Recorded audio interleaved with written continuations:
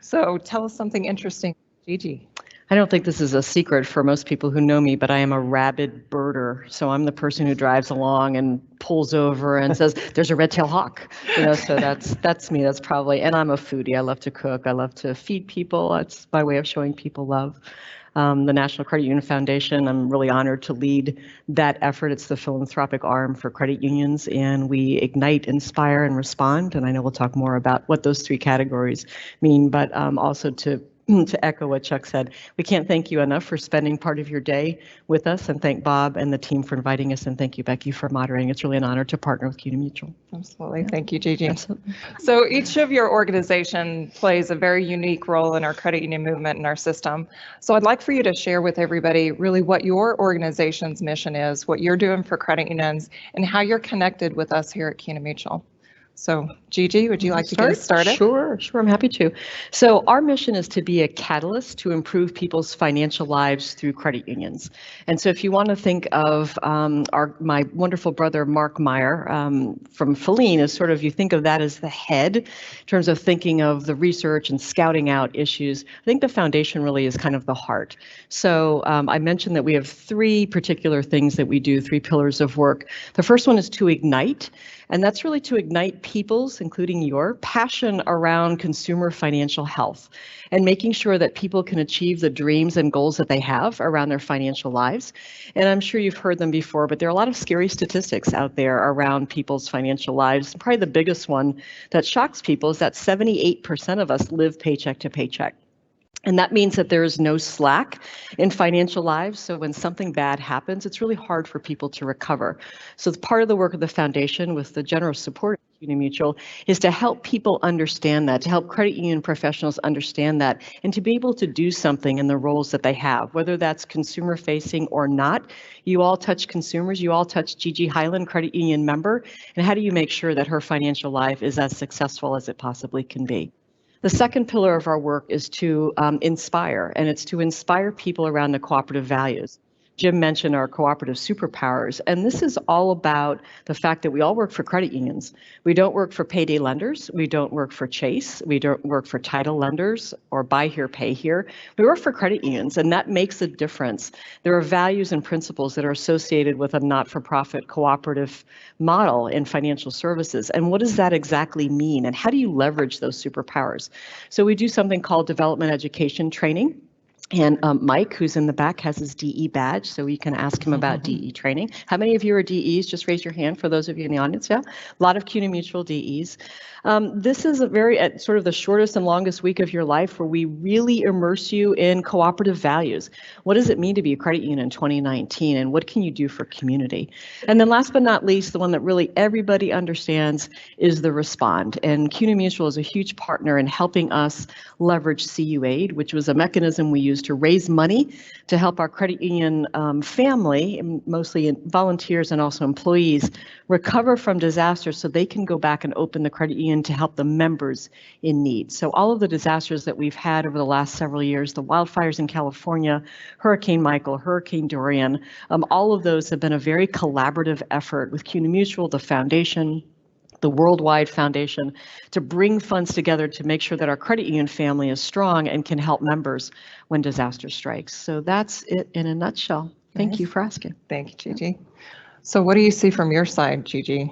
Yeah, interestingly, I think even from the philanthropic side, the big issue is data, but I'm going to add a word to Chuck's description. We need to humanize the data at the same time. So the data can show, a variety of pieces of information around a person's financial health and around their financial lives. But how we connect that in a way as credit unions that's very human-centric and that's very people-oriented, I think is hugely important, because the value people still need, I don't care if it's millennials, for you millennials in the audience, or for us Gen Xers, we still want that human connection at the right time when we want it, and it may not be until somewhere pretty far down the line of a particular transaction or need, but there's still that interest in having the human connection at the point in time when the consumer wants it. Think about the statistic that I gave you earlier, the 78% of people living paycheck to paycheck. And what I didn't say, and I'll say it now, is that is agnostic of income level. So you can be making $200,000 and be a 2-income earning household and still be living paycheck to paycheck. So I think the other piece of the data equation, and why I use the word humanizing the data, is that we have, this is a strong word, but I'll use it, we have prejudices around, it must be those people over there that are struggling financially.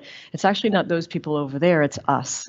We all have stories with our family stories, our own personal stories around a time in our lives where we struggled financially.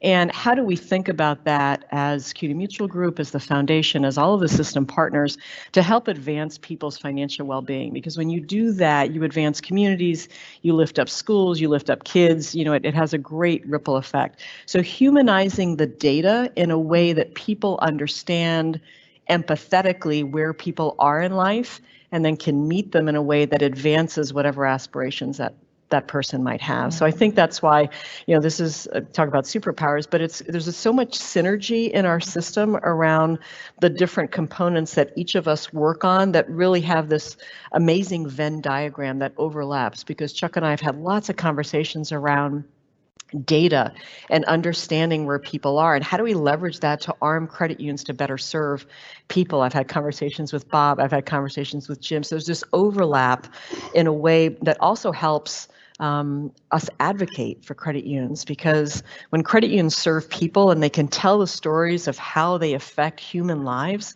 that's what elected officials want to hear about. Yes, data and the statistics are important, but they also want to hear what happened when the government shut down in a particular district. You had 20,000 government employees that all of a sudden didn't have that next paycheck. What did you do, credit unions, for my constituents in that area? That's the human piece of it. So we never can lose sight of, despite how fast our world is moving, we can't lose sight of the human aspect of it. Yeah. So you talked about education and the importance of that in the system. And I know, Gigi, you have a passion for creating financial health amongst everyone. And you live that passion out with the work that you're doing at the foundation. So will you share with the group some of the things you're doing to create financial health and create awareness? Sure.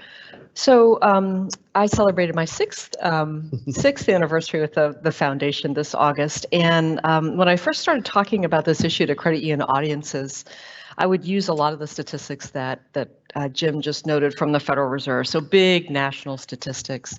And I'm going to use Chuck's hand because I'll embarrass him totally. So people would come up to me and they'd say, "Oh, Gigi, sweetheart, those are lovely, lovely statistics. Those aren't our members. Our members work and they're well paid and they have really great benefits, and they don't have trouble coming up with $400 in the case of an emergency."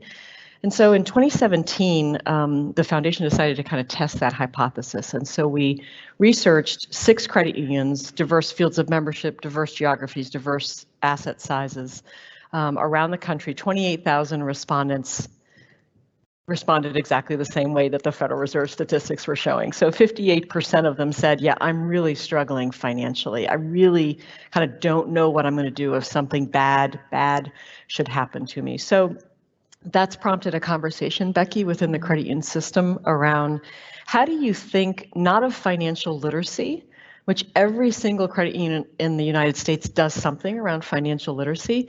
How do you think about this in the context of financial health? Your BMI, your blood pressure, how do you think of it in that context? Because when you use the term financial literacy, you almost imply that the person you're speaking to is illiterate. And that's not a good place to start the conversation, because I can assure you that those people that have the least amount of slack are the best budgeters on the face of the earth, because they know that they only have so much, that can only go so far.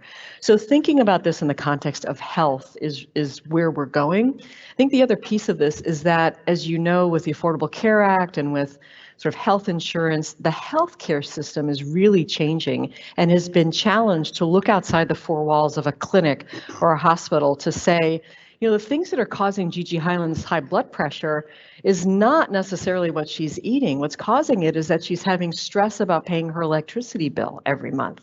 That there are these social determinants of health, these other things that are going on in our world that are prompting people to have bad health. And so those two things, there's more and more research that's showing that there's a really integral link between financial health and physical and mental health. And so that's the direction that the foundation is sort of taking this conversation of where can credit unions play, and where can system partners play a part in this. I'm going to use holistic, but don't take that in sort of a touchy-feely way, in a way of really looking at where a person is in life and being able to connect those dots to, again, help them with whatever their aspirations and dreams are, because money is the tool. People's dreams are achieved through that tool, but the dreams and goals are still there, even if you don't have the tool. How can credit unions really empower people to get to those aspirations and dreams, whether it's as noble as having a truck for a new catering business, or sending a child to college, or making sure you can take care of an elderly parent as that parent experiences Alzheimer's. All of those are incredibly noble. How do we do that as a credit union system? Jim said it's people helping people. We cannot forget the people part of this, and we're all part of that. So that's what's so exciting about sitting up here with system partners and with CUNA Mutual, is that is a true superpower, that ability to synergistically bring our own superpowers to the table and make sure that people can live the best lives that they can. Absolutely. Yeah, thanks. So you've done so much to help with financial help, and I would like for you to share too what you've done with disaster recovery. We just went through another battle with hurricanes. We've had fires in California. Every year there seems to be something, and your organization is doing tremendous things with disaster recoveries. Can you talk about that? Thank you. Again, nothing. So thank you, Becky. I mean, it's very complimentary, but nothing is done in a silo. And again, I know we've given a lot of the woo woo woo to CUNA Mutual. So let me give a little bit more woo woo woo to CUNA Mutual. CUNA Mutual Group, certainly in the 4 disasters that we had in 2017, when we had Harvey and Maria and the wildfires, that effort was an effort where all of our system partners came together and talked regularly around what do we need to do. So, certainly in Puerto Rico, CUNA Mutual went above and beyond in sending a team and using its team down there to make sure that people could get back up and running and find people. I think Mike Valentine has a great story. Your chairman has a great story of finding his people that were in Puerto Rico to make sure they were still alive, and B, that they had what they needed to serve members in Puerto Rico. So this is very much a collaborative effort. 2017 was a bad year. 4 disasters happened essentially within about a week of each other. And so harnessing resources to get people back up on their feet, the generosity of the credit union system, so that credit unions, in Iowa and Wisconsin were donating to help the people in Houston that were just trying to get, back into their offices to help members. The human stories are amazing. I mean, I'm so blessed that I get letters regularly from people just saying, from credit union employees saying, thank you so much for CUA, because I'd never realized in working for a credit union that this was a bigger system, and that my sisters and brothers in credit unions in California and New England and Austin, Texas, were donating to help me make sure that I can get back in my home. And it's those stories that, again, are like, that's our hell yes, and excuse my French, but that's our hell yes as a credit union system. And so it's such an honor to be able to lead that effort and to open up what we call open up CUA, basically opening up the fundraising mechanism. But I think the other piece of it is, how do we make sure that credit unions have what they need? And I'll look to PSCU, again, a great partner. So when Hurricane Michael hit the panhandle of Florida, we had credit unions that needed burner phones because I think it was Verizon that wasn't working, and they needed AT&T burner phones to be able to communicate with one another. They needed portable generators. They needed staff that knew their core systems. And PSCU and the league and CUNA Mutual, even NCUA, the regulator, we're all there saying, what can we do to get these credit unions back on their feet to serve members? So, I appreciate certainly the shout out for the foundation, but the role we play is as a harnesser of the cooperative system in being able to respond when disaster strikes. So I can't thank you all enough, not only for your generosity in giving to that, but also for the work you do to help credit unions get back up on their feet and help people. So thanks, Becky. Thank you. I appreciate it. Gigi, give you the last word. So I don't think anybody rolls out of bed in the morning and goes, yeah, going to work, going to have my lunch, going to go home, going to go to bed. I'm pretty sure that most people wake up and they really want to make a difference in the world, that they want to do something. And I would posit that each of you has a superpower whether you know it or not. You're really, really good at something. So find what that really, really good at something is and do it to help people. You use that power to help people. And we're all different for a reason. And when you bring a whole bunch of different people together with different superpowers, that is why we all love the Avengers, why we love Justice League, why we love, that is the reason we love that, oh, by the way. So leverage those superpowers and use them to help other people, because that's really what we're here to do.